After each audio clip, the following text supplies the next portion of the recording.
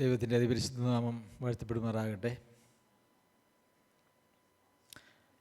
വീണ്ടും ഒരിക്കൽ കൂടി ദൈവസന്നിധിയിൽ കടന്നു വരുവാൻ സഭയായി ദൈവം നമുക്ക് നൽകിയ സാവകാശത്തിനായിട്ട് ഞാൻ ദൈവത്തെ സ്തുതിക്കുന്നു. ഇന്ന് പലരും ഇല്ല. നമ്മുടെ ബാബു സഹോദരൻ ഇന്ന് കോഴിക്കോട് പോയിരിക്കുകയാണ്. പ്രിയമുള്ളവരെ, നമുക്ക് ഏറെ പ്രിയമുള്ള ആരെങ്കിലും നമ്മളെ കാണുവാനായിട്ട് വരുന്നു എന്ന് അറിഞ്ഞാൽ നമ്മൾ സാധാരണ എന്താ ചെയ്യുക?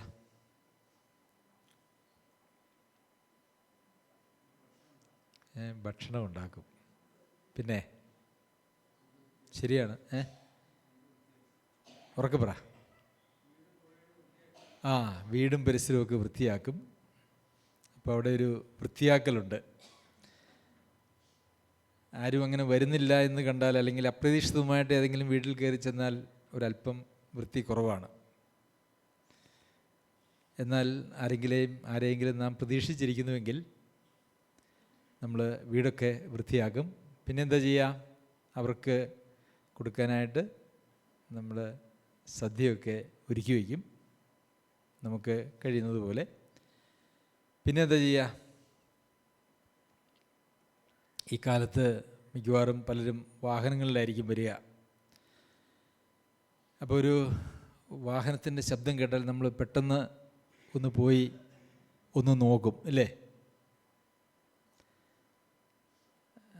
അപ്പോൾ അത് നമ്മൾ പ്രതീക്ഷിച്ച ആളല്ല എന്ന് മനസ്സിലാകുമ്പോൾ നമ്മളുടെ ഉള്ളിൽ എന്താണ് ഒരു വികാരമുണ്ടാകുന്നത്? ശേ, വന്നില്ലല്ലോ, എത്ര നേരമായി ഞാൻ നോക്കിയിരിക്കുന്നു. പിന്നെ അടുത്ത വാഹനം നമ്മുടെ വീട്ടിലേക്ക് വരുന്നു, അല്ലെങ്കിൽ നമ്മുടെ മുമ്പിൽ കൂടെ പോകുന്നു എന്ന് തോന്നുമ്പോൾ വീണ്ടും നമ്മളൊന്ന് പോയി നോക്കും. കാരണം നമുക്ക് ഏറെ പ്രിയപ്പെട്ട ആളുകളെയാണ് നമ്മൾ പ്രതീക്ഷിച്ചിരിക്കുന്നത്. അപ്പോഴും കാണാതെ വരുമ്പോൾ നമ്മൾ വിചാരിക്കും, ശേ, വരേണ്ട സമയം കഴിഞ്ഞു, ഇതുവരെ എത്തിയില്ലല്ലോ എന്നൊക്കെ നമ്മളങ്ങനെ ചിന്തിച്ച് ഉള്ളിലൊരു ഞരക്കമൊക്കെ, അല്ലേ? കാണാനുള്ള ആകാംക്ഷ അങ്ങനെ തിങ്ങിയിട്ട് നമ്മൾ അങ്ങനെ ഇരിക്കും. പ്രത്യേകിച്ച് നമുക്ക് വളരെ വേണ്ടപ്പെട്ട ആളുകൾ, വളരെ കാലമായിട്ട് നമ്മൾ പ്രതീക്ഷിച്ചിരിക്കുന്ന ആളുകളാണെങ്കിൽ അവരെ കാണാനുള്ള ആ വാഞ്ചയും ഒക്കെ വളരെ തീവ്രമാണ്. ശരിയാണോ? നമ്മളെല്ലാം വീടൊക്കെ ഒരുക്കി, എല്ലാം അറേഞ്ച് ചെയ്ത്, പരിസരമൊക്കെ വൃത്തിയാക്കി, നമ്മൾ തന്നെ നല്ല ഉടുപ്പൊക്കെ, അല്ലേ? വരുമ്പം അവർ കാണുമ്പം അവർക്ക് യോഗ്യമായിട്ടുള്ള വസ്ത്രമൊക്കെ ധരിച്ച് നല്ല ഭക്ഷണമൊക്കെ ഉണ്ടാക്കി ഇങ്ങനെ നോക്കിയിരിക്കുകയാണ് രാവിലെ മുതൽ, എപ്പോഴാണ് വരുന്നത്. ശരിയാണോ? എല്ലാവരും യോജിക്കുന്നുണ്ട്. നമ്മുടെ കർത്താവ് നമുക്ക് ഏറ്റവും പ്രിയനല്ലേ? അല്ലേ? വരാമെന്ന് വാഗ്ദത്തം ചെയ്തിട്ടില്ലേ? കർത്താവിൻ്റെ വരവിന് വേണ്ടി ഇങ്ങനെയൊരു കാത്തിരിപ്പ് നമുക്കുണ്ടോ?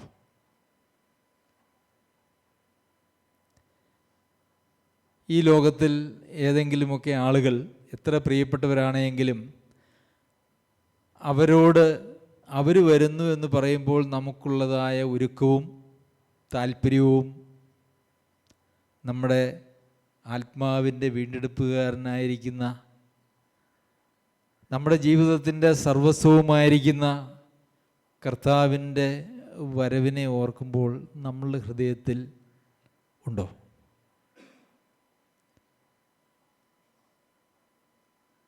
എൻ്റെ കർത്താവ് വരും എന്ന് പറഞ്ഞിട്ടുണ്ട്. എപ്പോഴായിരിക്കുമോ വരുന്നത്?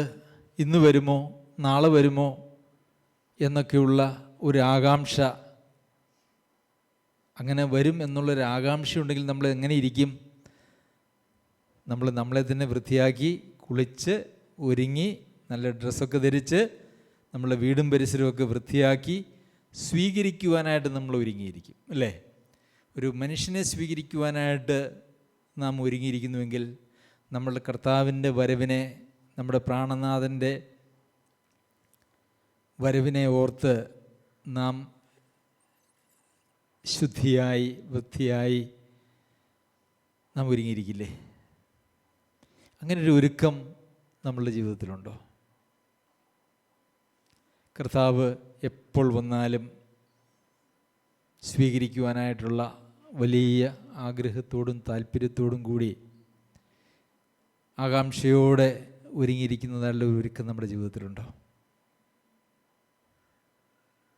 ആർക്കും ഒരു ഉത്തരവുമില്ല. എല്ലാവരും മൗനമായി.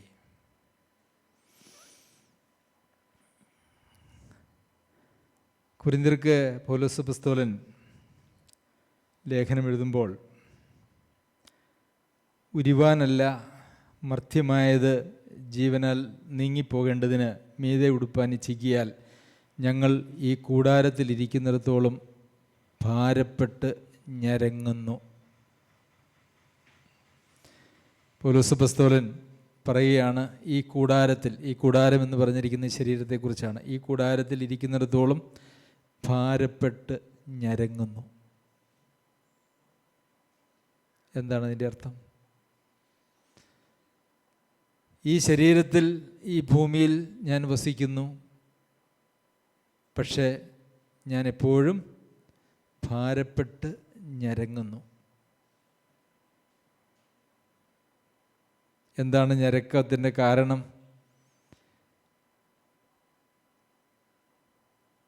അതിനായി ഞങ്ങളെ ഒരുക്കിയത് ആത്മാവിനെ അച്ചാരമായി തന്നിരിക്കുന്ന ദൈവം തന്നെ. അതിനായി ഞങ്ങളെ ഒരുക്കിയത്. ഏതിനായി?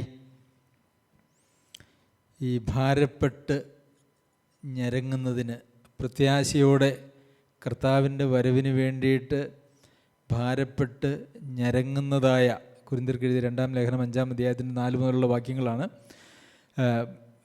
അതിനു വേണ്ടിയിട്ട് അങ്ങനെ ഭാരത്തോടെ ഈ കർത്താവിൻ്റെ വരവിന് വേണ്ടി ഒരുങ്ങി നോക്കിയിരിക്കുന്നത് എന്തിൻ്റെ അടിസ്ഥാനത്തിലാണ്?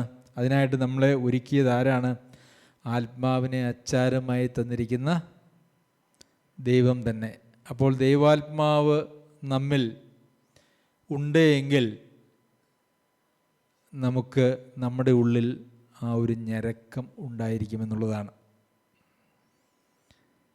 എന്നിട്ട് പറയുക, ആകയാൽ ഞങ്ങൾ എല്ലായ്പ്പോഴും ധൈര്യപ്പെട്ടും ശരീരത്തിൽ വസിക്കുമ്പോഴൊക്കെയും കർത്താവിനോടകന്ന് പരദേശികളായിരിക്കുന്നു എന്ന് അറിയുന്നു. കർത്താവിനോട് അകന്ന്, അപ്പോൾ ശരീരത്തിൽ വസിക്കുമ്പോഴൊക്കെയും കർത്താവിനോട് അകന്ന് പരദേശികളായിരിക്കുന്നു എന്ന് അറിയുന്നു. അപ്പോൾ ഇവിടെ ഞാനൊരു പരദേശിയാണ് എന്നുള്ള ഒരു ചിന്ത നമ്മളിലുണ്ടോ? എപ്പോഴും ഞാനൊരു പരദേശിയാണ്, എൻ്റെ ദേശം ഇവിടെയല്ല, എൻ്റെ ഭവനം ഇവിടെയല്ല, ഞാനിവിടെ അന്യരും പരദേശികളും പ്രവാസികളുമാണ്, അല്ലെങ്കിൽ പ്രവാസിയാണ് എന്നുള്ളതായ ഒരു ചിന്ത നമ്മളിലുണ്ടോ? എന്നിട്ട് വീണ്ടും പറയുകയാണ്, ഇങ്ങനെ ഞങ്ങൾ ധൈര്യപ്പെട്ട് കർത്താവിനോട്, ശരീരം വിട്ട് കർത്താവിനോട് കൂടെ വസിപ്പാൻ അധികം ഇഷ്ടപ്പെടുന്നു. ഇങ്ങനെ ഞങ്ങൾ ധൈര്യപ്പെട്ട് ശരീരം വിട്ട് കർത്താവിനോട് കൂടെ വസിപ്പാൻ അധികം ഇഷ്ടപ്പെടുന്നു. ഇങ്ങനെ ഞങ്ങൾ ധൈര്യപ്പെട്ട് ശരീരം വിട്ട് കർത്താവിനോട് കൂടെ വസിപ്പാൻ അധികം ഇഷ്ടപ്പെടുന്നു. ഉണ്ടോ പ്രിയമുള്ളവരെ? എൻ്റെ ഈ ശരീരം വിട്ടിട്ട് കർത്താവിനോട് കൂടെ വസിപ്പാൻ അധികം ഇഷ്ടപ്പെടുന്നു. നമ്മളെങ്ങനെയാണ്? നമ്മുടെ ഇഷ്ടം എന്താണ്? എങ്ങനെയെങ്കിലും ഈ ശരീരത്തിൽ വസിച്ച്, അല്ലേ, പരമാവധി കാലം ഈ ലോകത്ത് ജീവിച്ച് മക്കളെയും കൊച്ചുമക്കളെയും അവരുടെ മക്കളെയും ഒക്കെ കണ്ട് ദീർഘായുസ്സോടുകൂടി ഈ ലോകത്ത് ജീവിക്കണം. അതല്ലേ നമ്മളുടെ ആഗ്രഹം? ആ ആഗ്രഹവും പൗലോസ് അപ്പോസ്തലനിലൂടെ വെളിപ്പെട്ടതായ ഒരു ദൈവവേദനയുടെ ആത്മാവിനെ അച്ചാരമായി ലഭിച്ചിരിക്കുന്നതായ, ദൈവാത്മാവ് ഉള്ളിൽ വസിക്കുകയും ആത്മാവിനാൽ നടത്തപ്പെടുകയും ചെയ്യുന്നതായ ഒരു ആളുടെ ഇഷ്ടവും തമ്മിലൊരു വ്യത്യാസമുണ്ടല്ലേ? അധികം ഇഷ്ടപ്പെടുന്നു. എന്തിനാണ് അധികം ഇഷ്ടപ്പെടുന്നത്? കർത്താവിനോടുകൂടെ വസിപ്പാൻ. അപ്പോൾ ഇവിടെയും ഈ കൂടാരത്തിൽ വസിക്കുന്നിടത്തോളം ഇരിക്കുന്നിടത്തോളം ഭാരപ്പെട്ട് ഞരങ്ങുന്നു. ആരാണ് ഈ ഞരങ്ങുന്നത്? ഈ കൂടാരമല്ല എൻ്റെ കൂടാരം, ഈ ഭൂമിയല്ല, ഇവിടെയുള്ള വീടുകളും ഇവിടെയുള്ളതായ ഒന്നുമല്ല എനിക്ക് ദൈവം ഒരുക്കിയിരിക്കുന്നതും ഒരുങ്ങുന്നതും ഞാൻ പ്രതീക്ഷിക്കേണ്ടതും. എൻ്റെ മുഴുവൻ പ്രത്യാശയും മറ്റൊന്നാണ് എന്ന് ചിന്തിക്കുന്ന ആളുകൾക്കല്ലേ ഈ ഞരക്കം ഉണ്ടാവുക? ഇവിടെ ഞാൻ പരദേശിയാണ്, ഇനി എനിക്ക് ഇവിടെ സ്വന്തമായിട്ടൊന്നുമില്ല. കർത്താവിനോടുകൂടെ വസിപ്പാനായിട്ട് അധികം ഇഷ്ടപ്പെടുന്നു. ഈ അധികം ഇഷ്ടപ്പെടുന്നു എന്ന് പറഞ്ഞാൽ അതിൻ്റെ അർത്ഥം എന്താ? ഇവിടെ വസിക്കുന്നതിലും ഒരു ഇഷ്ടമുണ്ട് അല്ലേ? രണ്ട് ഇഷ്ടങ്ങളുള്ളപ്പോഴാണ് ഒന്നിനെ അധികമായി ഇഷ്ടപ്പെടുന്നത്. ആണോ? എനിക്ക് കൂടുതൽ ഇഷ്ടം ബിരിയാണിയാണ് എന്ന് പറയുമ്പോൾ അതിനേക്കാൾ കുറഞ്ഞ ഇഷ്ടമുള്ള മറ്റ് ഭക്ഷണ സാധനങ്ങൾ ഉള്ളതുകൊണ്ടാണ്. അപ്പോൾ കർത്താവിനോട് കൂടി ഇരിപ്പാൻ ഞാൻ അധികം ഇഷ്ടപ്പെടുന്നു എന്ന് പറയുമ്പോൾ ഇവിടെ വസിക്കുന്നത് ഇഷ്ടമാണ്, പക്ഷേ അധികം ഇഷ്ടം എവിടെയാ? കർത്താവിനോട് കൂടെ വസിക്കുവാനായിട്ടാണ്. അപ്പോൾ ഇവിടെ വസിക്കുന്നതിൻ്റെ ഇഷ്ടം ഉണ്ട്. അതെന്താണെന്നാണ് പൗലോസ് അപ്പോസ്തലൻ ഫിലിപ്പിയർക്ക് ലേഖനം എഴുതുമ്പോൾ പറയുന്നത്? നിങ്ങൾ നിമിത്തം ഞാൻ ജീവനോടിരിക്കും. അപ്പോൾ ഈ ലോകത്തിൽ വസിക്കുവാൻ ഇഷ്ടപ്പെടുന്നതിൻ്റേതായിട്ടുള്ള കാര്യമെന്ന് പറയുന്നത് സഭ, ദൈവജനം എന്നുള്ള കാര്യം. നമ്മൾ ഈ ലോകത്തിൽ വസിപ്പാൻ ഇഷ്ടപ്പെടുന്നതിൻ്റെ കാര്യങ്ങൾ എന്തൊക്കെയാണ്? നമുക്ക് ഈ ലോകത്തിൽ പല പല പ്ലാനുകളും പദ്ധതികളും ഒക്കെ ഉണ്ട് അല്ലേ? അതൊക്കെ ഒന്ന് പൂർത്തീകരിക്കണം. കുടുംബത്തെ സംബന്ധിച്ചോ മക്കളെ സംബന്ധിച്ചോ അല്ല എങ്കിൽ നമ്മുടെ ജീവിത നിലവാരത്തെ സംബന്ധിച്ചൊക്കെ കുറേ പരിപാടികളൊക്കെ എല്ലാവരുടെയും മനസ്സിലില്ലേ? അപ്പോൾ അതൊക്കെ ഒന്ന് പൂർത്തിയാക്കണം. അതുകൊണ്ട് നാം ഇവിടെ വസിക്കാൻ ഇഷ്ടപ്പെടുന്നു. പക്ഷെ അങ്ങനെയല്ല പൗലോസ് അപ്പോസ്തലൻ ഈ ലോകത്തിൽ വസിക്കുവാൻ ഇഷ്ടപ്പെടുന്നതിൻ്റെ ഏക കാരണം എന്ന് പറയുന്നത് ദൈവസഭയാണ്. എന്നാൽ അധികം ഇഷ്ടപ്പെടുന്നത് കർത്താവിനോടുകൂടെ വസിക്കുവാനായിട്ടാണ്. അപ്പോൾ ഈ ഇഷ്ടങ്ങളും താല്പര്യങ്ങളും ഒക്കെ നമ്മളിൽ ഉളവാകുന്നതിൻ്റെ അടിസ്ഥാനം എന്ന് പറയുന്നത്, അതിനായി ഞങ്ങളെ ഒരുക്കിയത് ആത്മാവിനെ അച്ചാരമായി തന്നിരിക്കുന്ന ദൈവം തന്നെ. അപ്പോൾ ആത്മാവ് നമ്മളുടെ ഹൃദയത്തിൽ പ്രവർത്തിച്ചിട്ടാണ് ഈ വക താല്പര്യങ്ങളെല്ലാം നമ്മളിൽ ഉളവാകുന്നത്. അത് ആ ദൈവാത്മാവിൻ്റെ നിയന്ത്രണത്തിലും ദൈവാത്മാവിൻ്റെ ആലോചനയ്ക്കും വിധേയപ്പെടുന്ന ആളുകൾക്ക് മാത്രമേ ഈ ഒരു നിലയിലുള്ള ആഗ്രഹങ്ങളും മോഹങ്ങളും ഉണ്ടാകുകയുള്ളൂ. റോമർക്ക് എഴുതിയ ലേഖനത്തിൽ നമ്മൾ അതുതന്നെയാണ് വായിക്കുന്നത്.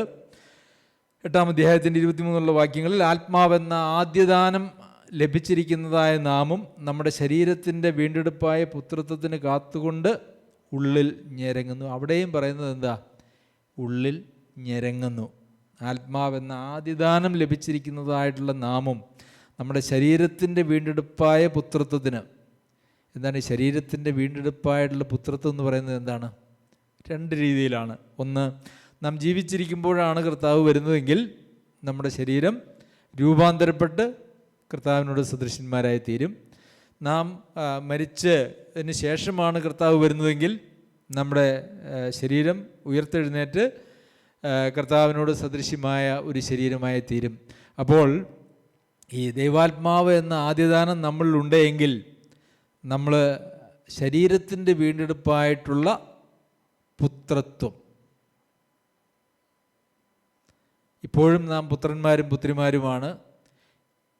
എന്നാൽ അത് അഴിഞ്ഞു പോകുന്ന ദ്രവത്വമുള്ള ഒരു കൂടാരത്തിൽ വസിക്കുന്ന കാലത്തോളം ആണ്. എന്നാൽ കർത്താവിനെ താൻ ആയിരിക്കുന്നത് പോലെ കാണുന്നതായ തേജസ്സുള്ള രൂപാന്തരപ്പെട്ട സ്വർഗീയമായിട്ടുള്ള ഒരു പാർപ്പിടം അല്ലെങ്കിൽ ശരീരം നമുക്ക് ലഭിക്കുന്നതിനെ നോക്കിയാണ് ആത്മാവെന്ന ആദിദാനം ലഭിച്ചിരിക്കുന്നതായിട്ടുള്ള ആളുകൾ ഞെരങ്ങുന്നത്. എപ്പോഴെങ്കിലും ജീവിതത്തിൽ ഒരിക്കലെങ്കിലും നമുക്കൊരു പക്ഷേ അങ്ങനെയൊക്കെ കേൾക്കുമ്പോൾ ഒരു സന്തോഷമൊക്കെ ഉണ്ടാകാം. പക്ഷേ അതിനു വേണ്ടിയിട്ടുള്ള ഒരു ഞരക്കം, കർത്താവേ, എന്ന് അങ്ങയോട് സദൃശിയായി ഞാൻ അങ്ങയെ കാണും, അങ്ങയെ മുഖാമുഖം ഞാൻ കാണും. അങ്ങനെ ഒരു ഞരക്കം നമ്മളിൽ എന്തെങ്കിലും ഉണ്ടായിട്ടുണ്ടോ? നമ്മളിൽ ആ ഞരക്കം ഉണ്ടോ? അതോ നമ്മളുടെ ഈ ലോകവുമായിട്ട് ബന്ധപ്പെട്ട കാര്യങ്ങളിൽ കെട്ടിയിടപ്പെട്ട് നമ്മളുടെ ഈ ജീവിതത്തിൻ്റെ പ്രാരാബ്ദങ്ങളെക്കുറിച്ചൊക്കെ നമുക്ക് ഒത്തിരി ഞരക്കമുണ്ടല്ലേ? നമ്മുടെ രോഗത്തെക്കുറിച്ച് ഞരക്കമുണ്ട്. ഈ ജീവിതത്തിൽ നാം നേരിടുന്നതായിട്ടുള്ള എല്ലാ പ്രശ്നങ്ങളെക്കുറിച്ചും നമുക്ക് ഞരക്കമുണ്ട്. പക്ഷെ നമുക്ക് ഞരക്കമില്ലാത്തത് എന്തിനെക്കുറിച്ചാണ്? എൻ്റെ ശരീരത്തിൻ്റെ വീണ്ടെടുപ്പ്. അതിനു വേണ്ടിയിട്ട് ഒരു ഗസ്റ്റ്, നമുക്ക് പ്രിയപ്പെട്ട ഒരു ഗസ്റ്റ് നമ്മുടെ വീട്ടിലേക്ക് വരുന്നത് നോക്കിയിരിക്കുമ്പോൾ, ഓരോ വാഹനവും വരുമ്പോൾ പോയി നോക്കി ഒരു ഞരക്കമുണ്ട്.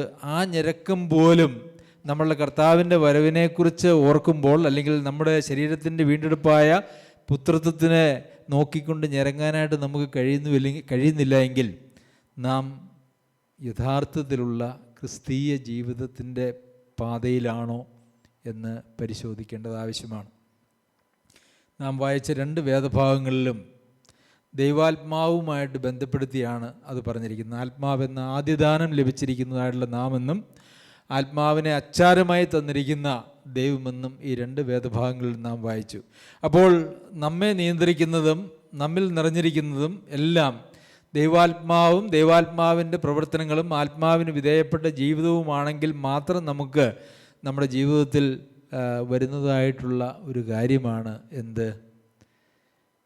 നമുക്ക് ഈ ലോകത്തിലുള്ളതൊന്നുമല്ല നമ്മുടെ ഞരക്കത്തിൻ്റെയും നമ്മുടെ ആഗ്രഹത്തിൻ്റെയും അടിസ്ഥാനം. മറിച്ച് അധികം ഇഷ്ടപ്പെടുന്നു, അവനോടുകൂടെ വസിപ്പാൻ അധികം ഇഷ്ടപ്പെടുന്നു. ശരീരത്തിൻ്റെ നമ്മുടെ ഈ ശരീരത്തിലിരുന്നു കൊണ്ട് നമുക്ക് കർത്താവിനെ നേരിട്ട് കാണുവാനായിട്ട് കഴിയില്ല. കർത്താവിനെ നേരിട്ട് കാണാൻ കഴിയുന്നതായിട്ടുള്ള സ്വർഗീയമായിട്ടുള്ള ഒരു പാർപ്പിടം, ഒരു ശരീരം എനിക്ക് ലഭിച്ച് എനിക്ക് ആ കർത്താവിനെ ഒന്ന് കണ്ട്, അല്ലേ, അങ്ങനൊരു ആഗ്രഹമില്ലേ? കർത്താവിനെ നമുക്ക് നമ്മുടെ നഗ്നനേത്രങ്ങൾ കൊണ്ട് ഇപ്പോൾ കാണുവാനായിട്ട് കഴിയുകയില്ല.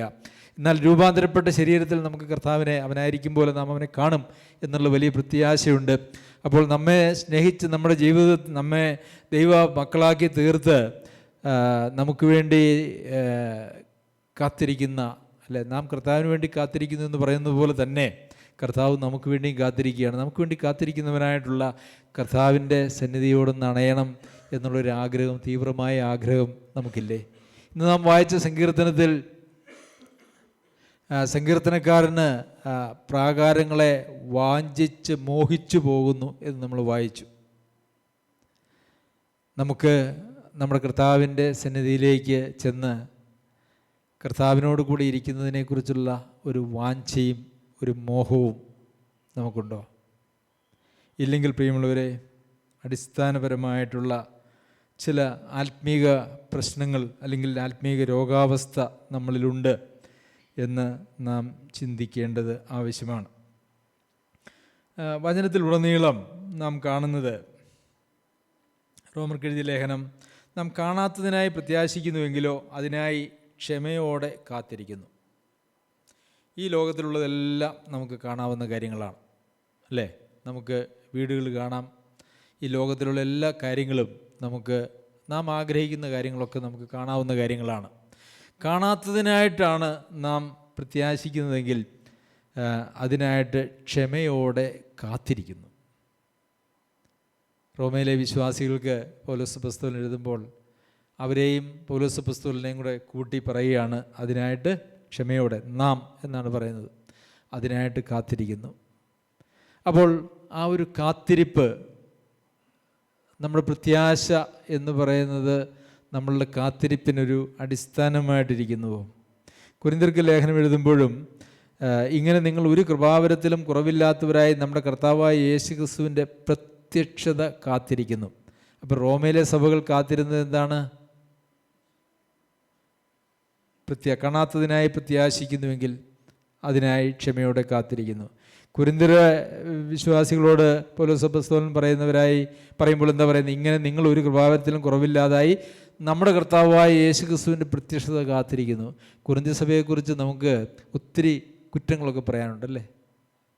ഉണ്ട്, അവർക്ക് കുറ്റങ്ങളൊക്കെ ഉണ്ടായിരുന്നു. പക്ഷേ അവർ എങ്ങനെയാണ് ജീവിച്ചേ?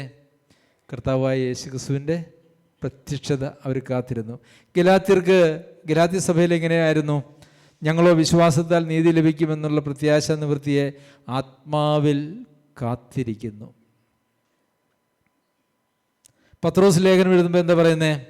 എന്നാൽ നാം അവൻ്റെ വാഗ്ദത്ത പ്രകാരം നീതി വസിക്കുന്ന പുതിയ ആകാശത്തിനും പുതിയ ഭൂമിക്കുമായിട്ട് കാത്തിരിക്കുന്നു. ഫിലിപ്പിയർക്ക് ലേഖനം എഴുതുമ്പോൾ എന്താ പൗലോസ് അപ്പോസ്തലൻ പറയുന്നത്? നമ്മുടെ പൗരത്വമോ സ്വർഗത്തിലാകുന്നു, അവിടെ നിന്ന് കർത്താവായ യേശുക്രിസ്തു രക്ഷിതാവായി വരുമെന്ന് നാം കാത്തിരിക്കുന്നു. എബ്രായർക്ക് ലേഖനം എഴുതുമ്പോൾ എന്താ പറയുന്നത്? അങ്ങനെ ക്രിസ്തുവും അങ്ങനെ തന്നെ അനേകരുടെ പാപങ്ങളെ ചുമപ്പാൻ ഒരിക്കൽ അർപ്പിക്കപ്പെട്ടു. തനിക്കായി കാത്തു നിൽക്കുന്നവരുടെ രക്ഷയ്ക്കായി പാപം കൂടാതെ അവൻ പ്രത്യക്ഷനാകും. തനിക്കായി കാത്തു നിൽക്കുന്നവരുടെ രക്ഷയ്ക്കായി അവൻ പാപം കൂടാതെ രണ്ടാമത് പ്രത്യക്ഷനാകും. എല്ലാ സഭകൾക്കും ലേഖനം എഴുതുമ്പോൾ, ദൈവമക്കൾക്ക് ലേഖനം എഴുതുമ്പോൾ വചനത്തിലുടനീളം നാം കാണുന്നത് എല്ലാവരും കാത്തിരിക്കുകയായിരുന്നു. ഞരക്കത്തോടെ, ഭാരത്തോടെ എല്ലാവരും ഒന്നിനായി കാത്തിരിക്കുകയായിരുന്നു. എന്തിനായിട്ടാ? വിദേശത്ത് നിന്ന് മക്കൾ വരുന്നതിനെക്കുറിച്ചല്ല. പ്രിയപ്പെട്ടവരാരെങ്കിലും അകലെ നിന്ന് വരുമ്പോൾ അവരെ ഓർത്തിട്ടല്ല ആരും കാത്തിരുന്നത്. എല്ലാറ്റിലും ഉപരിയായി നമ്മളുടെ ജീവിതത്തിൻ്റെ സർവസ്വവുമായിരിക്കുന്ന കർത്താവിൻ്റെ പ്രത്യക്ഷതയെ ഓർത്ത് അവരെല്ലാവരും ഭാരപ്പെട്ട് ഞെരങ്ങി കാത്തിരുന്നു എന്ന് നമ്മൾ വായിക്കുന്നു. പ്രിയമുള്ളവരെ, അങ്ങനെയൊരു കാത്തിരിപ്പ് നമ്മളുടെ ജീവിതത്തിലുണ്ട്. നമ്മൾ എന്തെല്ലാം കാര്യങ്ങളെക്കുറിച്ച് പ്രതീക്ഷയും ആഗ്രഹവും ഉള്ളവരായിട്ടാണ് നാം ഈ ലോകത്ത് ജീവിക്കുന്നത്. ഈ ഒരു കാര്യത്തെക്കുറിച്ചാണ് യഥാർത്ഥത്തിൽ നമ്മളെല്ലാവരുടെയും കാത്തിരിപ്പും ഭാരവും ഞെരക്കവും ഒക്കെ ഉണ്ടാകേണ്ടത്.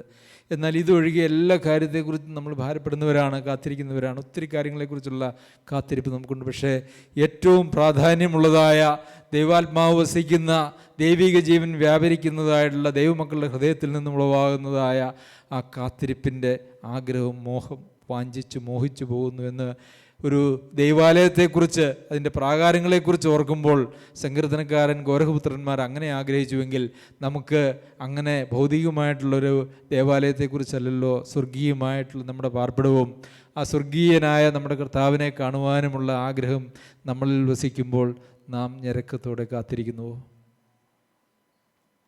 1-ാം നൂറ്റാണ്ടിലെ വിശ്വാസികളൊക്കെ അങ്ങനെ കാത്തിരുന്നവരാണ്. എല്ലാ ലേഖനങ്ങളിലും അവർ ആ കാത്തിരിക്കുന്നതിനെക്കുറിച്ചാണ് അവർക്കെല്ലാവർക്കും പറയുവാനായിട്ടുണ്ടായിരുന്നുള്ളൂ. അവർക്ക് എഴുതുമ്പോഴും പൗലോസ് അപ്പോസ്തലന് പറയാനുള്ളതും അങ്ങനെ ആ കാത്തിരിക്കുന്ന, ഞരക്കത്തോടെ കാത്തിരിക്കുന്ന ആ കാര്യത്തെക്കുറിച്ച് മാത്രമാണ്. ശരി, നമുക്ക് ആ ഒരു കാത്തിരിപ്പ് നമ്മുടെ ജീവിതത്തിലുണ്ടോ എന്ന് നമ്മളൊന്ന് പരിശോധിക്കണം. ആ കാത്തിരിപ്പും ആ ഞരക്കവും നമ്മളുടെ ജീവിതത്തിലില്ലെങ്കിൽ അടിസ്ഥാനപരമായിട്ട് നാം ക്രമപ്പെടുത്തേണ്ടതായ ചില മേഖലകൾ നമ്മളുടെ ജീവിതത്തിലുണ്ട്. മാനസാന്തരപ്പെടേണ്ടതായിട്ടുള്ള ചില മേഖലകൾ നമ്മളുടെ ജീവിതത്തിലുണ്ട്. നമ്മുടെ കാഴ്ചപ്പാടുകളെ ഒത്തിരി മാറ്റേണ്ടതായിട്ടുള്ള ഒരു ആവശ്യം നമുക്കുണ്ട് എന്നുള്ളത് നാം മനസ്സിലാക്കണം.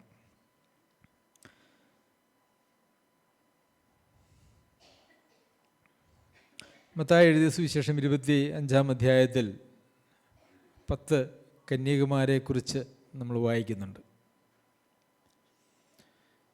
അവിടെ കാത്തിരുന്നവരെക്കുറിച്ചാണ് വായിക്കുന്നത്, അല്ലേ? 10 കന്യകമാരും മണവാളൻ്റെ വരവിന് വേണ്ടി കാത്തിരുന്നവരാണ്. ഈ കാത്തിരിപ്പ് പോലും 5 പേരെ സംബന്ധിച്ചിടത്തോളം ഗുണകരമായില്ല എന്ന് നമുക്കറിയാം. അപ്പോൾ കാത്തിരിപ്പ് എന്ന് പറയുന്നത് അതിൽ തന്നെ നമുക്ക് പൂർണ്ണമാണ്, ദൈവസന്നിധിയിൽ സ്വീകാര്യമാണെന്ന് പറയുവാനായിട്ട് കഴിയുകയില്ല. 10 കന്യകുമാരും മണവാളൻ്റെ വരവിന് വേണ്ടി കാത്തിരുന്നു. എന്നാൽ അതിൻ്റെ 11 മുതലുള്ള വാക്യങ്ങൾ നാം വായിക്കുന്നത്, അതിൻ്റെ ശേഷം മറ്റേ കന്യകുമാരും വന്നു, കർത്താവെ കർത്താവെ ഞങ്ങൾക്ക് തുറക്കണമേ എന്ന് പറഞ്ഞു. അതിനവൻ, ഞാൻ നിങ്ങളെ അറിയുന്നില്ല എന്ന് സത്യമായിട്ട് നിങ്ങളോട് പറയുന്നു എന്ന് പറഞ്ഞു. ആകയാൽ നാളും നാഴികയും നിങ്ങൾ അറിയായക കൊണ്ട് ഉണർന്നിരിപ്പിൻ. ഇവിടെ കാത്തിരുന്ന ആളുകളോടാണ് കർത്താവ് മണവാളൻ പറയുന്നത്. എന്തെന്നാ പറയുന്നേ? ഞാൻ നിങ്ങളെ അറിയുന്നില്ല എന്ന് സത്യമായിട്ട് നിങ്ങളോട് പറയുന്നു. അപ്പോൾ കർത്താവിന് വേണ്ടി കാത്തിരുന്നതായിട്ടുള്ള ആളുകളോട് പോലും കർത്താവ് പറയുകയാണ്, ഞാൻ നിങ്ങളെ അറിയുന്നില്ല. അപ്പോൾ കാത്തിരുന്നു എന്നുള്ള കേവലം ഒരു കാത്തിരിപ്പുണ്ട് എന്നുള്ളത് കൊണ്ട് കർത്താവ് നമ്മെ അറിഞ്ഞുകൊള്ളണമെന്ന് ഇല്ല, നിർബന്ധമില്ല. നമുക്കെല്ലാവർക്കും ഒരുപക്ഷെ ഞരക്കമൊന്നുമില്ലെങ്കിലും കർത്താവ് വരുമെന്നുള്ള ഒരു പ്രതീക്ഷയൊക്കെ നമുക്കെല്ലാവർക്കും ഉണ്ടല്ലേ? കർത്താവ് വരും, ഇപ്പോഴല്ലെങ്കിൽ ഈ തലമുറയിൽ അല്ലെങ്കിൽ എപ്പോഴെങ്കിലുമൊക്കെ കർത്താവ് വരുമെന്നുള്ള ഒരു പ്രതീക്ഷയൊക്കെ ഉണ്ട്. കർത്താവ് വരും, വാഗ്ദത്തമുണ്ട്. പക്ഷെ കേവലം അങ്ങനെ ഒരു കാത്തിരിപ്പ് അതിൽ തന്നെ ദൈവസന്നിധിയിൽ സ്വീകാര്യത ഉണ്ട് എന്നുള്ളതിന് ഉറപ്പൊന്നുമല്ല. അതായത് ദൈവാത്മാവിനാൽ നിയന്ത്രിക്കപ്പെടുന്ന, ആത്മാവിനാൽ നമുക്ക് ലഭിച്ചിരിക്കുന്നതായ, ആത്മാവിനാൽ നിയന്ത്രിക്കപ്പെടുന്നതായിട്ടുള്ള വ്യക്തികൾക്ക് ഒരു കാത്തിരിപ്പുണ്ട്. എന്നാൽ അങ്ങനെയൊന്നുമില്ലാത്ത ആളുകൾക്കും ഒരു കാത്തിരിപ്പുണ്ട്. രണ്ടുപേരും കാത്തിരിക്കുക. അപ്പോൾ 5 കന്യകുമാരുടെ കാത്തിരിപ്പ് ദൈവസന്നിധിയിൽ സ്വീകാര്യമായി. വേറെ 5 കന്യകുമാരുടെ കാത്തിരിപ്പ് ദൈവസന്നിധിയിൽ സ്വീകാര്യമായില്ല.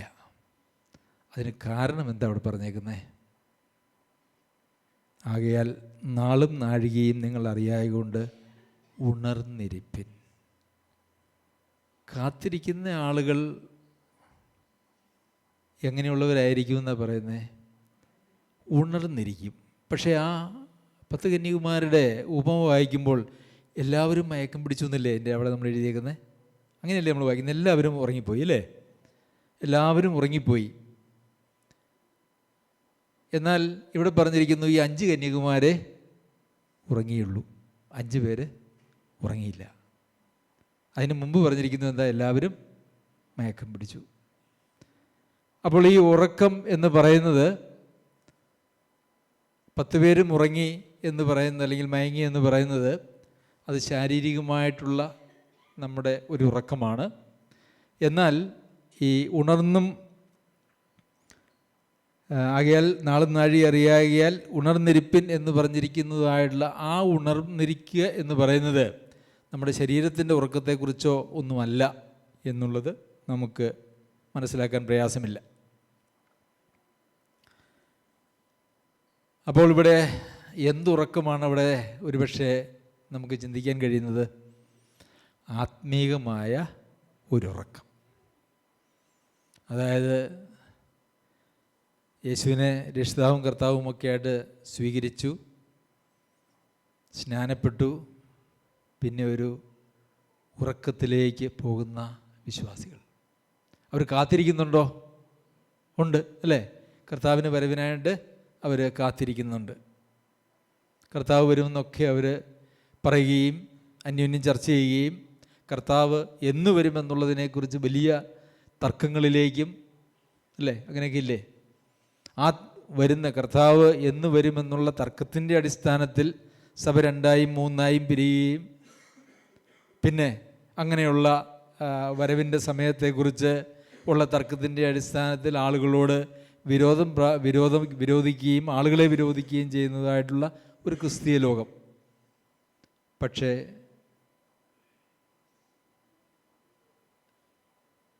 എന്ന് വരുമെന്നുള്ളതിൻ്റെ ചർച്ചയാണ് വരുമ്പോൾ എങ്ങനെയായിരിക്കണം എന്നുള്ളതിനെക്കുറിച്ചുള്ള ചർച്ചയേക്കാളേറെ എന്ന് നമുക്ക് കാണാം. അപ്പോൾ ഒരു ആത്മീകമായിട്ടുള്ള ഉറക്കത്തിലാണോ ദൈവമക്കൾ എന്നുള്ളതാണ് നമ്മെ സംബന്ധിച്ചിടത്തോളം ഏറ്റവും പ്രധാനമായിട്ടുള്ളൊരു കാര്യം. കർത്താവ് വരുമെന്നുള്ള നമ്മളുടെ ഒരു കേവല പ്രത്യാശ, അതിനുവേണ്ടിയുള്ള ഒരുപക്ഷെ ഒരാഗ്രഹം, അത് അതിൽ തന്നെ നമുക്ക് ദൈവസന്നിധിയിൽ നമ്മെ സ്വീകാര്യർ ആക്കുന്നില്ല. നാം ആത്മീയമായിട്ട് ഉണർന്നാണോ ഇരിക്കുന്നത് എന്നുള്ളതാണ് ചോദ്യം.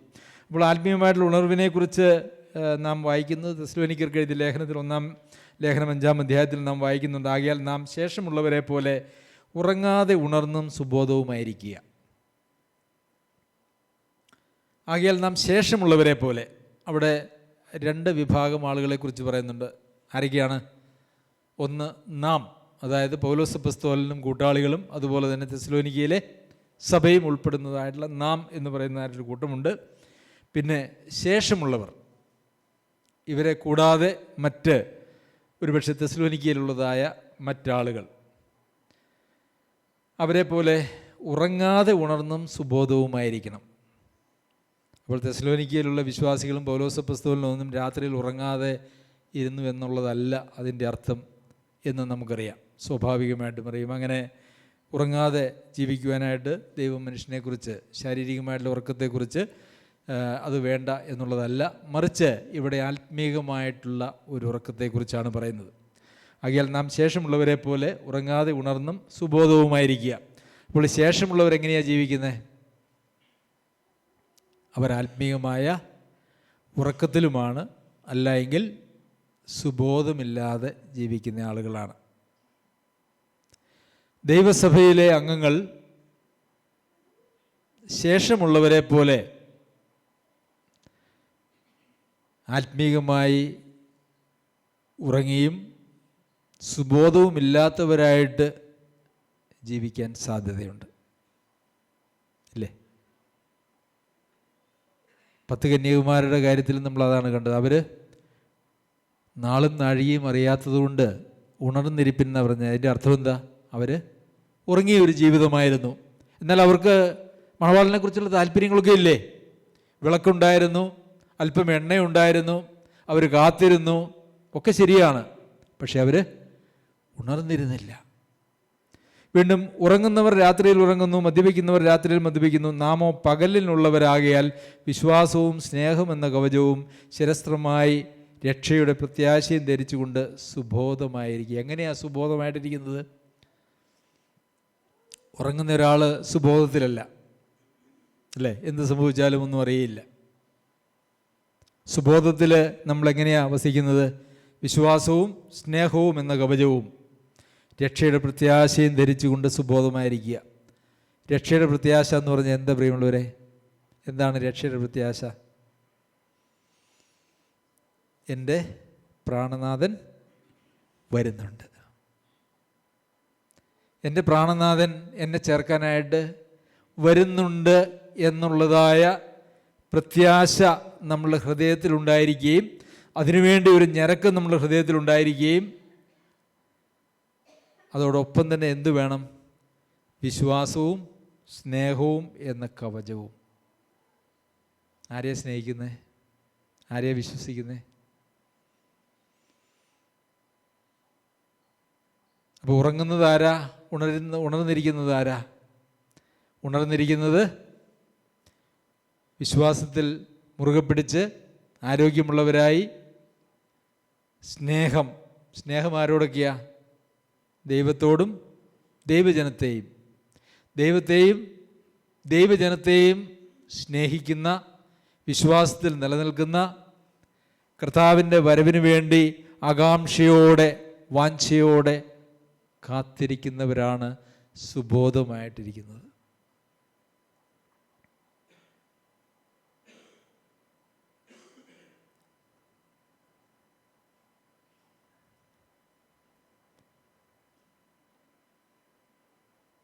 അപ്പോൾ ഉണർന്നിരിക്കുക എന്ന് പറഞ്ഞാൽ എന്താണ്? ഉണർന്നും സുബോധവുമായിട്ടിരിക്കുക എന്ന് പറഞ്ഞാൽ എന്താണ് എന്നുള്ളത് മനസ്സിലായി എന്ന് ഞാൻ വിചാരിക്കുന്നു. വിശ്വാസം, സ്നേഹം, പ്രത്യാശ. കൊരിന്ത്യർ ലേഖനത്തിൽ പറയുന്നത് പോലെ നിലനിൽക്കുന്നതായ 3 കാര്യങ്ങൾ: വിശ്വാസം, സ്നേഹം, പ്രത്യാശ. അതുതന്നെയാണ് നാം ഇവിടെ വായിക്കുന്നത്. സ്നേഹമില്ലാതെ, സഹോദരവർഗത്തെ സ്നേഹിക്കാൻ കഴിയാതെ, വിശ്വാസമുണ്ട് എന്ന് പറയുകയും എന്നാൽ വിശ്വാസത്തിൻ്റേതായുള്ള യാതൊരു വക പ്രവൃത്തികളും നമ്മുടെ ജീവിതത്തിലില്ലാതെയും കർത്താവിൻ്റെ വരവിന് വേണ്ടിയുള്ള ഞരക്കമല്ല, ഈ ലോകത്തിലെ നമ്മളുടെ പ്രശ്നങ്ങളെക്കുറിച്ചുള്ള ഞരക്കവുമാണ് നമ്മുടെ ജീവിതത്തിലുള്ളത് എങ്കിൽ നാം ഉറങ്ങിയും സുബോധമില്ലാത്തവരുമായിട്ടാണ് ഈ ലോകത്തിൽ ജീവിക്കുന്നത്.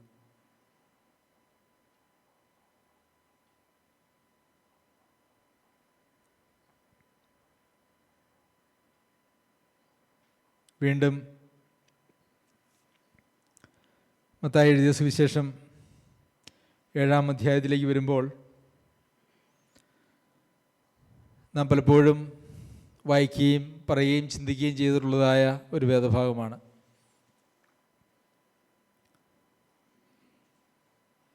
അവിടെ നാം എന്താണ് വായിക്കുന്നത്? എന്നെ കർത്താവേ കർത്താവേ എന്ന് വിളിക്കുന്ന ഏവനുമല്ല സ്വർഗസ്ഥനായ എൻ്റെ പിതാവിൻ്റെ ഇഷ്ടം ചെയ്യുന്നവനത്രേ സ്വർഗരാജ്യത്തിൽ കിടക്കുന്നത്. ആ ഒരു വേദഭാഗത്തെ നാം പരിശോധിച്ചാൽ അവിടെ ഭൂതങ്ങളെ പുറത്താക്കുന്നവരായിട്ടുള്ള ആളുകൾ, പ്രവചിച്ചതായിട്ടുള്ള ആളുകൾ, പ്രവചനം എന്ന് പറയുമ്പോൾ ദൈവവചനം പഠിപ്പിക്കുകയും ഒക്കെ ചെയ്യുന്നതായിട്ടുള്ള ആളുകൾ, പിന്നെ അതിനപ്പുറം വീര്യപ്രവൃത്തികളൊക്കെ ചെയ്യുന്നതായിട്ടുള്ള ആളുകൾ, അവരൊക്കെ ദൈവസന്നിധിയിൽ ചെന്നു. ന്യായവിധിയുടെ ദിവസമാണ്. എന്നാൽ ഞങ്ങളിങ്ങനെയൊക്കെ ചെയ്തല്ലേ ജീവിച്ചത് എന്ന് പറഞ്ഞപ്പോൾ അവർ കർത്താവിനായി കാത്തിരുന്നവരാണോ? സുവിശേഷം കേട്ടവരാണോ?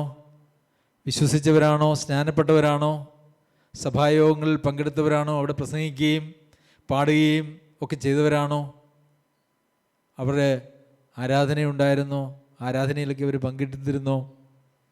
കർത്താവേ കർത്താവേ എന്ന് എത്രയോ വട്ടം അവരുടെ പ്രാർത്ഥനയിലും ആരാധനയിലും അവരുപയോഗിച്ചു.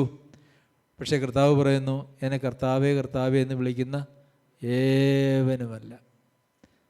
പിന്നെ ആരാണ് സ്വർഗരാജ്യത്തിൽ കിടക്കുന്നത്? എൻ്റെ പിതാവിൻ്റെ ഇഷ്ടം ചെയ്യുന്നവരാണ്. അപ്പോൾ ഇതൊന്നും പിതാവിൻ്റെ ഇഷ്ടമല്ലേ? സഭായോഗവും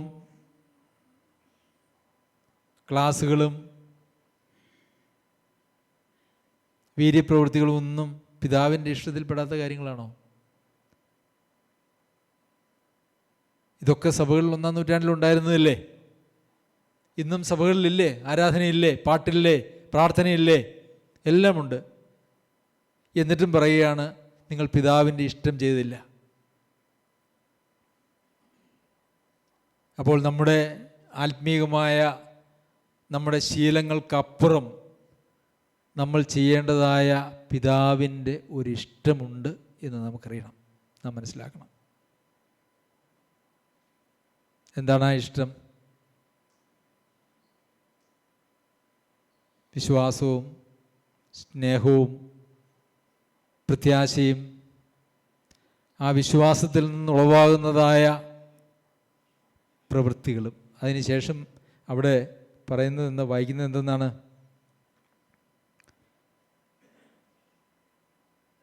അധർമ്മം പ്രവർത്തിക്കുന്നവരെ എന്നെ വിട്ടു പോകുവിൻ എന്ന് ഞാൻ തീർത്ത് പറയും.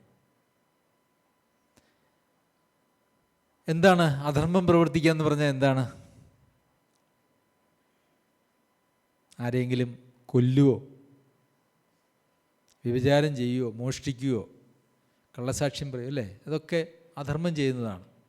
ഇപ്പം നമ്മളുടെ മനസ്സിലേക്ക് അധർമ്മം ചെയ്യുക എന്ന് പറഞ്ഞാൽ എന്താ പെട്ടെന്ന് വരുന്നത്? ധർമ്മത്തിന് നിരക്കാത്തതായിട്ടുള്ള പ്രവൃത്തികൾ ചെയ്യുന്നതിനെയാണ് അധർമ്മം ചെയ്യുക എന്ന് പറയുന്നത്. നമ്മളാരും അങ്ങനെ ചെയ്യുന്നവരാണോ? അല്ല അല്ലേ? ആണോ? ആണോ? അല്ല. എന്നാൽ ഈ അധർമ്മം ചെയ്യുക എന്ന് പറഞ്ഞാലേ അതിൻ്റെ നിർവചനം നമ്മളൊന്ന് മാറ്റണം. അതല്ല അധർമ്മം ചെയ്യുക എന്ന് പറയുന്നതിൻ്റെ അർത്ഥം. ഒരു ദൈവ പൈതലിനെ സംബന്ധിച്ചിടത്തോളം ധർമ്മം ചെയ്യുക എന്ന് പറഞ്ഞാൽ പറഞ്ഞാൽ അതിൻ്റെ അർത്ഥം ദൈവത്തിൻ്റെ ഇഷ്ടം ചെയ്യുക. ദൈവം നമ്മെ വിലയ്ക്ക് വാങ്ങി ദൈവത്തിൻ്റെ മക്കളായി തിരഞ്ഞെടുത്തിരിക്കുന്നത് ദൈവത്തിന്, കർത്താവിന് നമ്മളിൽ വസിച്ച് നമ്മളിലൂടെ കർത്താവിൻ്റെ ഇഷ്ടം ചെയ്യുവാനായിട്ടാണ്. ആണോ? നമ്മളിൽ വസിച്ചുകൊണ്ട് നമ്മുടെ കൈകളും കാലുകളും നമ്മളുടെ ബുദ്ധിയും നമ്മുടെ കണ്ണും ചെവിയും എല്ലാം ഉപയോഗിച്ച് ദൈവത്തിൻ്റെ ഇഷ്ടം ചെയ്യുവാനായിട്ടാണ് ദൈവം നമ്മെ കുറിച്ച് ആഗ്രഹിക്കുന്നത്, അല്ലെങ്കിൽ ആ ഒരു പരിപാടിക്ക് വേണ്ടിയിട്ടാണ് ദൈവം നമ്മെ വിളിച്ചിരിക്കുന്നത്.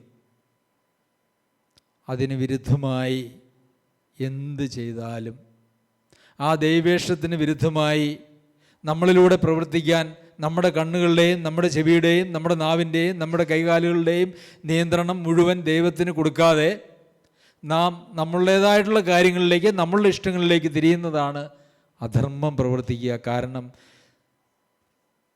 നാം താന്താങ്ങൾക്കുള്ളവരല്ല, അല്ലേ? നമ്മെ വിലയ്ക്ക് വാങ്ങിയിരിക്കിയാൽ താന്താങ്ങൾക്കുള്ളവരല്ല. നമ്മളുടെ കൈകളുടെയും കാലുകളുടെയും നമ്മുടെ ബുദ്ധിയും നമ്മുടെ എല്ലാ സാധ്യതകളും, നമ്മുടെ സകല അവയവങ്ങളും, നമ്മുടെ ജീവിത സാഹചര്യങ്ങളെല്ലാം ദൈവത്തിന് ഉപയോഗിക്കുവാനായിട്ട് പൂർണ്ണമായും സമർപ്പിച്ചിട്ടുള്ളതായ ആളുകൾ മാത്രമാണ് ദൈവം മുമ്പാകെ ധർമ്മം ചെയ്യുന്നവർ. അല്ലാത്തവരെല്ലാം അധർമ്മം ചെയ്യുന്നവരാണ്. അവരെത്ര പഠിപ്പിച്ചു, അവരെത്ര പ്രസംഗിച്ചു, അവരെത്ര പ്രവചിച്ചു, അവരെത്ര അത്ഭുത പ്രവൃത്തികൾ ചെയ്തു, അവരെ കർത്താവേ കർത്താവേ എന്ന് വിളിച്ചു ആരാധിച്ചു പ്രാർത്ഥിച്ചു, അവർ ഭൂതങ്ങളെ വരെ പുറത്താക്കി, ദൈവസന്നിധിയിൽ സ്വീകാര്യമല്ല. ആണോ? ഈ വേദഭാഗത്തിൻ്റെ അടിസ്ഥാനത്തിൽ നമുക്കതങ്ങനെ പറയാനായിട്ട് കഴിയില്ല. ലൂക്കോസ് എഴുതിയ സുവിശേഷത്തിലും അവനോ 13-ാം അധ്യായത്തിൻ്റെ 27-ാം വാക്യം, അവനോ നിങ്ങൾ എവിടെ നിന്ന് എന്ന് ഞാൻ അറിയുന്നില്ല എന്ന് ഞാൻ നിങ്ങളോട് പറയുന്നു, അനീതി പ്രവർത്തിക്കുന്ന ഏവരുമായുള്ളവരെ എന്നെ വിട്ടു പോകുവിൻ എന്ന് പറയും. ആ വേദഭാഗം നാം ഒന്നെടുത്ത് വായിച്ചാൽ, ലൂക്കോസ് എഴുതിയ സുവിശേഷം 13-ാമത്തെ അധ്യായം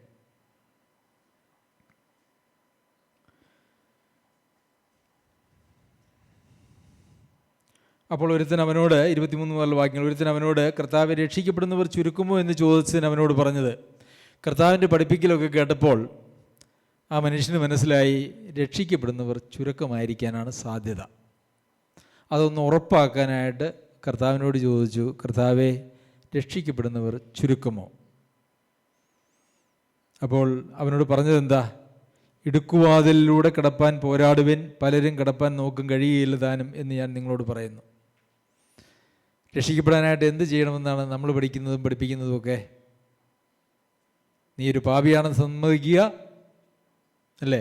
യേശു നിൻ്റെ പാപങ്ങൾക്ക് വേണ്ടി മരിച്ചു എന്ന് സമ്മതിക്കുക, വിശ്വസിക്കുക, യേശുവിനെ രക്ഷിതാവും കർത്താവുമായിട്ട് നിൻ്റെ ഹൃദയത്തിൽ നീ ഒരു ചെറിയ പ്രാർത്ഥനയോടെ സ്വീകരിക്കുക, നീ രക്ഷിക്കപ്പെടും. അയ്യോ, അത് എത്ര എളുപ്പമാണ്, അല്ലേ? എത്ര എളുപ്പമാണ് അത്. പക്ഷെ കർത്താവ് എന്താ പറഞ്ഞേ? പലരും ശ്രമിക്കും, കടക്കുകയില്ലെന്നാണ്. ഒരു ഇടുക്കുവാതിലിലൂടെ ഒരു പ്രവേശനമുണ്ട്. 7-ാം അധ്യായത്തിൻ്റെ ആദ്യ ഭാഗങ്ങളിൽ നാം വായിക്കുന്നു, ഒരു ഞെരുക്കമുള്ള വഴിയിലൂടെ ഒരു യാത്രയുമുണ്ട്. ഇടുക്കമുള്ള ഒരു വാതിലിലൂടെ അകത്ത് കിടന്നാലും ഞെരുക്കമുള്ള വഴിയിലൂടെ ഒരു യാത്രയുണ്ട്. ആ വാതിൽ കിടക്കുക എന്ന് പറയുന്നത് തന്നെ പ്രയാസമാണ്. ആ ഇടുക്കുവാതിലൂടെ കടക്കുന്നതൊരു വലിയ പോരാട്ടമാണ്.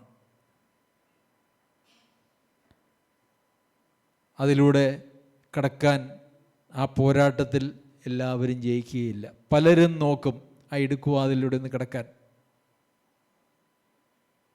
നടക്കുകയില്ല. എന്തുകൊണ്ടാണ് ഇടുക്കുവാതിലൂടെ കിടക്കാൻ കഴിയാത്തത്? ഇടുങ്ങിയ വാതിലിലൂടെ നമുക്ക് കിടക്കാൻ കഴിയാത്തത് എന്തുകൊണ്ടാണ്? എന്തായാലും ഒരു മനുഷ്യന് കടന്നു പോകാൻ കഴിയുന്ന വീതിയിലാണല്ലോ സാധാരണ ഒരു വാതിലുണ്ടാക്കുക, അല്ലേ? നമ്മളൊക്കെ വാതിലുണ്ടാക്കുമ്പോൾ ഒരു മനുഷ്യന് കടന്നു പോകാൻ കഴിയുന്ന വാതിലല്ലേ ഉണ്ടാക്കുന്നത്. എന്തുകൊണ്ടാണ് അങ്ങനൊരു വാതിലുണ്ട്, പക്ഷെ അതിനകത്ത് കിടക്കാനായിട്ട് കഴിയുകയില്ല? എന്തുകൊണ്ടാണ് അങ്ങനെ പറയുന്നത്? എന്തായിരിക്കും?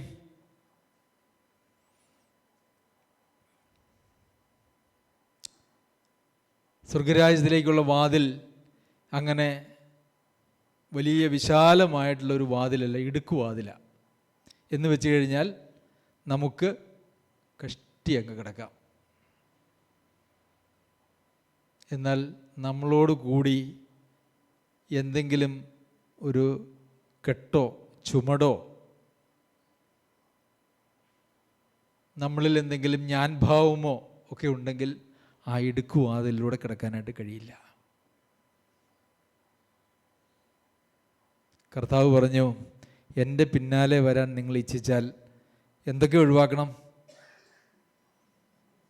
എന്നേക്കാൾ അധികമായി ഈ ലോകത്തിൽ ആരെയും സ്നേഹിക്കാൻ കഴിയില്ല. അത് ഭർത്താവിനെയാണെങ്കിലും ഭാര്യയാണെങ്കിലും മക്കളെയാണെങ്കിലും മാതാപിതാക്കന്മാരെയാണെങ്കിലും എന്നേക്കാൾ അധികമായി ആരെയും നിങ്ങൾ സ്നേഹിക്കാൻ പാടില്ല.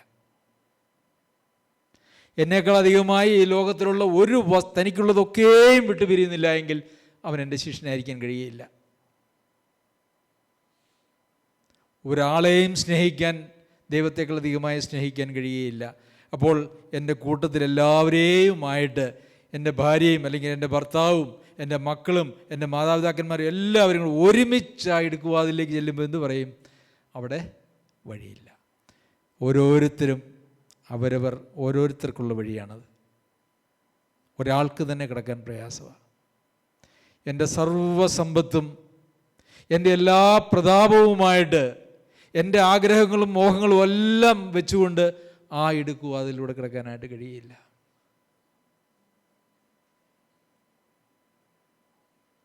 ഞാൻ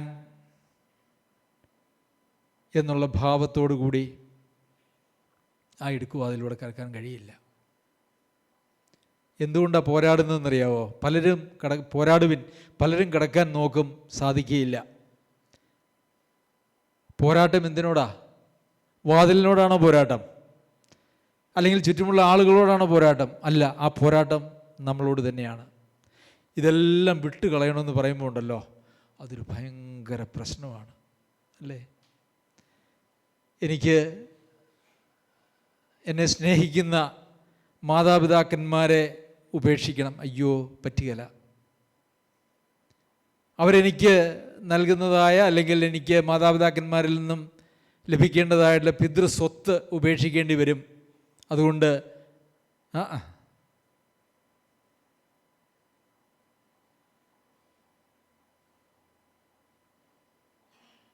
എനിക്ക് സഭയിൽ എന്തെങ്കിലും, എനിക്ക് കുറച്ച് സ്ഥാനവും മാനവും ഒക്കെ ഉണ്ട് സമൂഹത്തിൽ, ഞാനൊരു ഉന്നത സ്ഥാനത്ത് വസിക്കുന്നതായിട്ടുള്ള ആളാണ്.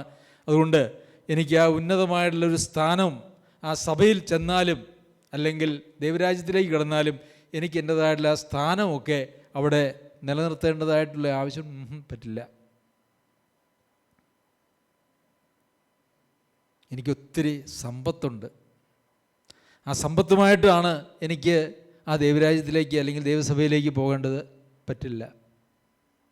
അങ്ങനെ ആഗ്രഹിച്ചു വന്ന ഒരാളോട് കർത്താവ് എന്താ പറഞ്ഞേ? നീ നിനക്കുള്ളതെല്ലാം വിറ്റ് ദരിദ്രർക്ക് കൊടുത്തേച്ച് വരികയാണെങ്കിൽ ഞാൻ നിന്നെ സ്വീകരിക്കാമെന്ന് പറഞ്ഞു. എന്തുകൊണ്ടാണ്? ഈ സമ്പത്ത് കൊണ്ട് ശിഷ്യന്മാരുടെ ഇടയ്ക്കിൽ വന്നു കഴിഞ്ഞാൽ അവനെന്താക്കും? അവിടെ ഒരു പ്രധാനിയാകാനായിട്ട് അവൻ ശ്രമിക്കും. ഇതൊന്നുമായിട്ട് ദൈവസന്നിധിയിലേക്ക് കിടക്കുവാനായിട്ട് കഴിയുകയില്ല. പോരാട്ടം ഒരു വ്യക്തികളോടല്ല, പോരാട്ടം വാതിലിനോടല്ല, മറിച്ച് പോരാട്ടം നമ്മുടെ ഉള്ളിൽ തന്നെയാണ്. എല്ലാം ത്യജിക്കാൻ പൂർണ്ണ ഹൃദയത്തോടെ, പൂർണ്ണ മനസ്സോടെ, പൂർണ്ണാത്മാവോടെ, പൂർണ്ണ ശക്തിയോടെ ദൈവത്തെ സ്നേഹിക്കുന്നവർക്ക് മാത്രം കിടക്കാൻ, സ്നേഹിക്കാൻ മനസ്സുള്ളവർക്കും സേവിക്കാൻ മനസ്സുള്ളവർക്കും മാത്രം കിടക്കാൻ കഴിയുന്നതായിട്ടുള്ള ഒരു വാതിലാണ് ആ ഇടുക്കുവാതിൽ. അതിലൂടെ കിടപ്പാൻ നോക്കും, കഴിയുകയില്ല താനും. അപ്പോൾ കുറച്ച് ആളുകളൊക്കെ കിടന്നു എന്ന് വിചാരിച്ചു, അല്ലേ? ഞാൻ വാതിൽ കിടന്നു എന്ന് വിചാരിച്ച് കുറച്ച് ആളുകൾ ജീവിച്ചു. വീട്ടുടയവൻ എഴുന്നേറ്റ് കഥ കടച്ച ശേഷം നിങ്ങൾ പുറത്തു നിന്ന് കർത്താവെ തുറന്നു തരണമേ എന്ന് പറഞ്ഞുകൊണ്ട് കതകിന് മുട്ടി തുറങ്ങുമ്പോൾ നിങ്ങൾ എവിടെ നിന്ന് എന്ന് ഞാൻ അറിയുന്നില്ല എന്ന് അവൻ ഉത്തരം പറയും. കർത്താവ് പറയുക, നിങ്ങൾ എവിടെ നിന്ന് ഞാൻ അറിയുന്നില്ല. കാരണം ഈ ഇടുക്കുവാതിലൂടെ എല്ലാം ഉപേക്ഷിച്ച് അകത്ത് കിടക്കാത്തതായിട്ടുള്ള കുറച്ച് ആളുകൾ ഞങ്ങൾ കർത്താവിൻ്റെ പ്രിയപ്പെട്ടവരാണ് എന്ന് ചിന്തിച്ചുകൊണ്ടാണ് അവർ പോയി കതകിന് മുട്ടുന്നത്. അപ്പോൾ അവർ മറുപടി എന്താ പറയുന്നതെന്നുള്ളതൊക്കെ കർത്താവ് മുൻകൂട്ടി പറഞ്ഞിട്ടുണ്ട്. അന്നേരം നിൻ്റെ മുമ്പിൽ ഞങ്ങൾ തിന്നുകയും കുടിക്കുകയും നിൻ്റെ മുമ്പിൽ ഞങ്ങൾ തിന്നുകയും കുടിക്കുകയും ഞങ്ങളുടെ തെരുക്കളിൽ നീ പഠിപ്പിക്കുകയും ചെയ്തില്ലയോ? അപ്പോൾ നിൻ്റെ വചനം ഞങ്ങൾ കേട്ടു അല്ലേ? ഞങ്ങളുടെ തെരുക്കളിൽ വന്നല്ലേ നീ പ്രസംഗിച്ചത്? നിൻ്റെ വചനമൊക്കെ കേൾക്കാനായിട്ട് എത്രയോ ആഴ്ചകൾ ഞങ്ങൾ നിൻ്റെ കൂടെ ഉണ്ടായിരുന്നു, അല്ലെങ്കിൽ സഭായോഗത്തിന് പോയിരുന്നു, കൺവെൻഷനുകൾക്ക് പോയിരുന്നു. അതൊന്നും ഞങ്ങൾ മുടക്കിയിട്ടില്ല. എല്ലാ ക്ലാസ്സുകൾക്കും ഞങ്ങൾ പങ്കെടുത്തിട്ടുണ്ട്. ഒരൊറ്റ ആരാധനാ യോഗങ്ങളും ഞങ്ങൾ മുടക്കിയിട്ടില്ല.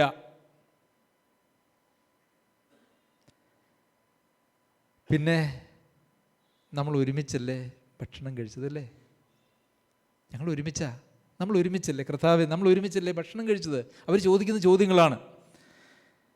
അപ്പോൾ നിങ്ങൾ എവിടെ നിന്ന് എന്ന് ഞാൻ അറിയുന്നില്ല എന്ന് നിങ്ങളോട് പറയുന്നു. അനീതി പ്രവർത്തിക്കുന്ന ഏവരുമായുള്ളവരെ എന്നെ വിട്ടു പോകുവിൻ. അവിടെയും നേരത്തെ അധർമ്മം പ്രവർത്തിക്കുന്നു എന്ന് നമ്മൾ കണ്ടു, ഇവിടെ അനീതി പ്രവർത്തിക്കുന്നു എന്ന് കണ്ടു, വായിക്കുന്നു. എന്താണ് ഈ അനീതി പ്രവർത്തിക്കുന്നത്?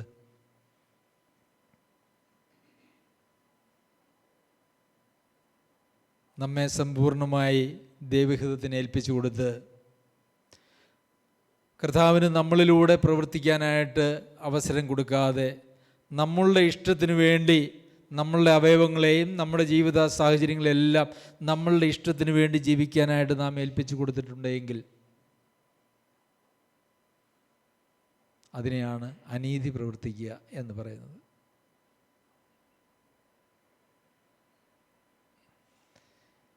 ഒരു ദൈവപൈതലിന് ജീവിതത്തിൽ ഒറ്റ ആഗ്രഹമേ ഉള്ളൂ, എങ്ങനെയെങ്കിലും ദൈവത്തിൻ്റെ ഇഷ്ടം ചെയ്ത് എന്നിലൂടെ എൻ്റെ കരങ്ങളും അല്ലേ ജീവനും വിശുദ്ധിയും ദൈവത്തിന് പ്രസാദവുമുള്ള യാഗമായി സമർപ്പിപ്പിൻ. എന്താണ്? നിങ്ങളുടെ ശരീരങ്ങളെന്ന് പറഞ്ഞാൽ എന്താ അർത്ഥം? ശരീരത്തിൽ എന്തൊക്കെയാണ് ഉള്ളത്? അവയവങ്ങളാണുള്ളത്. നിങ്ങളുടെ അവയവങ്ങളെ, നിങ്ങളുടെ ശരീരങ്ങളെ ജീവനും വിശുദ്ധിയുമുള്ള യാഗമായി ദൈവത്തിന് സമർപ്പിച്ച് കഴിഞ്ഞ് കഴിയുമ്പോൾ ദൈവം അതെങ്ങനെയാണ് യാഗമായി സമർപ്പിച്ച് കഴിയുമ്പം ദൈവം എന്ത് ചെയ്യും? യാഗമായി ദൈവസന്നിധിയിൽ ഏൽപ്പിച്ചിരിക്കുന്നതായിട്ടുള്ള ശരീരങ്ങളെ ദൈവം തൻ്റെ ലക്ഷ്യത്തിനായിട്ട് ഉപയോഗിക്കുന്നു.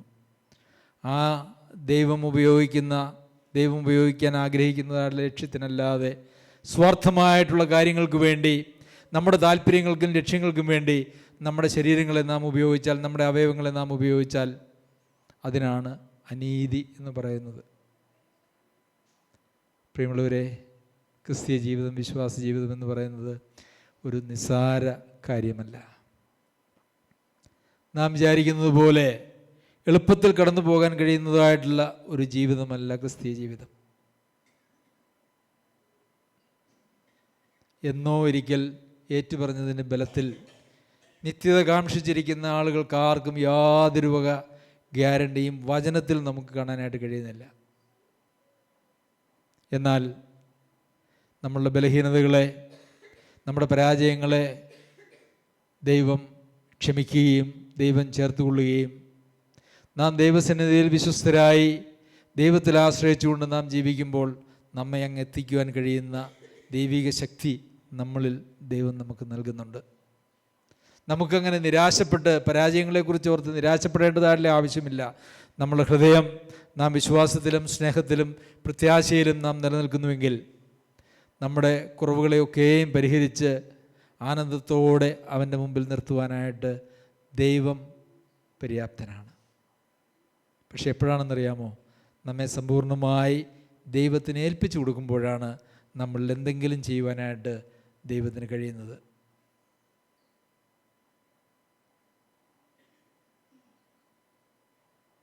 മനുഷ്യപുത്രൻ വരുമ്പോൾ വിശ്വാസം ഭൂമിയിൽ കണ്ടെത്തുകയില്ല എന്ന സൂചനയാണ് ദൈവം നമുക്ക് നൽകിയിരിക്കുന്നത്.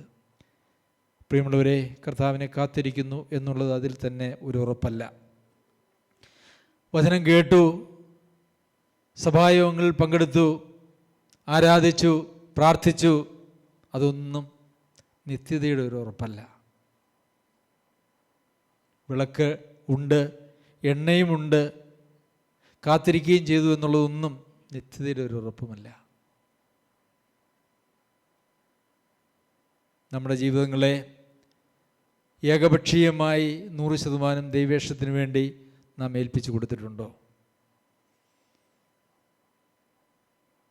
നമ്മളിൽ വസിച്ചുകൊണ്ട് ദൈവത്തിന് തൻ്റെ ഇഷ്ടം ചെയ്യുവാനായിട്ട് നമ്മെ തന്നെ ഏൽപ്പിച്ചു കൊടുത്തിട്ടുണ്ടോ? നാം ദൈവത്തിന് ഏൽപ്പിച്ചു കൊടുത്തിട്ടില്ലെങ്കിൽ പിന്നെ നാം ഏൽപ്പിച്ചു കൊടുത്തിരിക്കുന്നത് മറ്റാർക്കുമാണ്. ഒന്നുകിൽ ദൈവത്തിന് ദാസന്മാരാകാം, ദൈവത്തെ സേവിക്കാം, അതല്ലെങ്കിൽ മാമോനെ സേവിക്കാം. അതല്ലാതെ ഇതിനിടയിൽ മറ്റൊന്നുമില്ല. ദൈവം നമ്മെ സഹായിക്കട്ടെ. ദൈവവചനത്തിൻ്റെ പഠനം നമ്മളുടെ മാനസാന്തരത്തിനും ദൈവസന്നിധിയിൽ ദൈവത്തിന് പ്രസാദകരമായി ജീവിക്കുന്നതിനും നമ്മളെ പ്രാപ്തരാക്കട്ടെ. നമുക്ക് ദൈവസന്നിധി